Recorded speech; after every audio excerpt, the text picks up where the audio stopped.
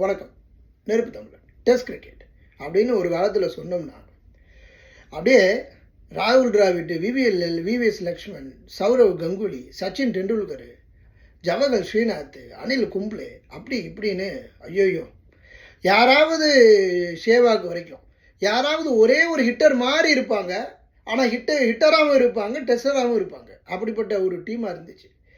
அதுக்கப்புறம் அது நாளடைவில் டெஸ்ட் கிரிக்கெட்டில் வந்து ரொம்ப தொய்வு இருந்துச்சு. அப்படியே கொஞ்சம் கொஞ்சமாக அழிஞ்சு வந்துச்சு. அப்புறம் ராகுல் டிராவிட் வெளியில் போனாப்புல ஒட்டுமொத்தமாக முடிஞ்சு போச்சு.